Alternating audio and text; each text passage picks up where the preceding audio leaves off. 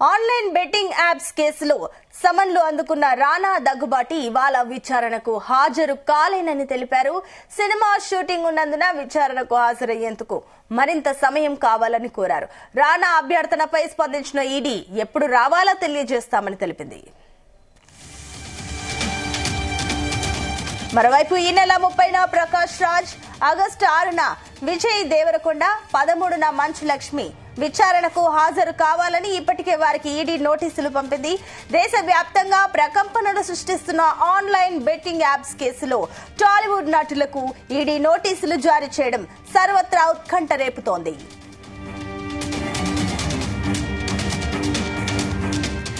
ఇదే అంశానికి సంబంధించి మరిన్ని డీటెయిల్స్ మా క్రైమ్ బ్యూరో చీఫ్ రవితేజ అందిస్తారు. ఎస్ రవితేజ, ఏంటి ఎందుకు రానా దగ్గుబాటికి ఈ రోజు విచారణ ఉండగా ఆయన ఎందుకు హాజరు కాలేనని చెప్పారు? రానా దగ్గుబాటికి నోటీసులు అందిన తర్వాత ఈ 23వ తేదీన ఈడీ కార్యాలయం ముందు ఉదయం 11 గంటలకు హాజరవ్వాలంటూ ఈ నోటీసులు రానాకు అందజేయడం జరిగింది. నిన్న మొన్నటి వరకు అక్కడక్కడ రానా కనిపించాడు.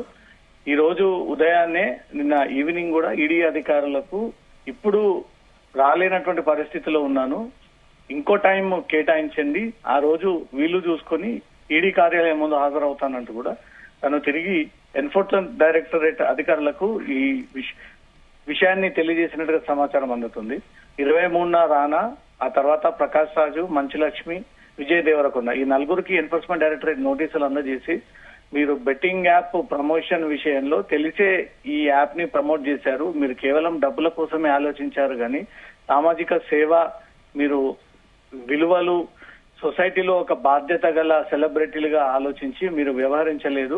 మీ కారణంగా చాలా మంది ఈ బెట్టింగ్ యాప్ ఊబిలో పడి కోట్లాది రూపాయలుగా డబ్బులు పోగొట్టుకుని ఆత్మహత్యలు చేసుకుని ప్రాణాలు కోల్పోయినటువంటి సందర్భాలు కూడా ఉన్నాయి.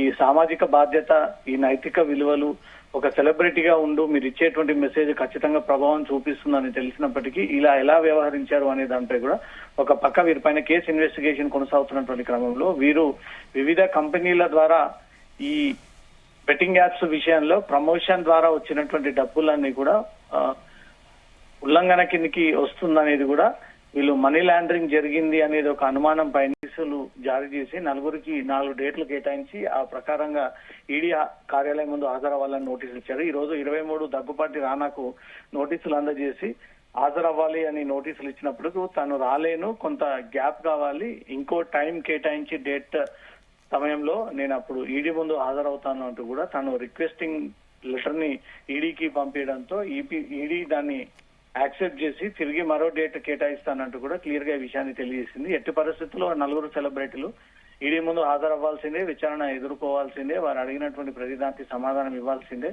మీ అకౌంట్లకు వచ్చినటువంటి డబ్బులన్నీ ఏ రూపంలో వచ్చాయి, ఎలా ఈ డబ్బులు మీరు స్వీకరించారు, మీరు సెలబ్రిటీ అయ్యుండి ఈ ఇల్లీగల్ గా ఉన్నటువంటి యాప్స్ విషయంలో ప్రమోట్ చేయకూడదని తెలిసి ఎందుకు మీరు ఇలా వ్యవహరించారనే దానిపై కూడా ఈడీ అధికారులు 4 విడివిడిగా క్వశ్చన్ చేసి వారు ఇచ్చేటువంటి సమాధానాన్ని బట్టి ఎంత మేరకు వీళ్ళు బెట్టింగ్ ప్రమోషన్స్ ద్వారా ఈ డబ్బులని సంపాదించి వీళ్ళు అకౌంట్ కి బదిలీ చేయించుగా ఉన్నారు, అది ఫారెన్ ఎక్స్చేంజ్ మనీ కింద అంటే ఫెమా ఉల్లంఘన జరిగిందా లేదా మనీ లాండరింగ్ కోణంలోకి వస్తుందా అనే దానిపై కూడా విచారణ జరిపిన తర్వాత వాటిని బట్టి ఈడీ అధికారులు ముందుకు ప్రొసీడ్ అయ్యేటువంటి ఛాన్స్ ఉంది.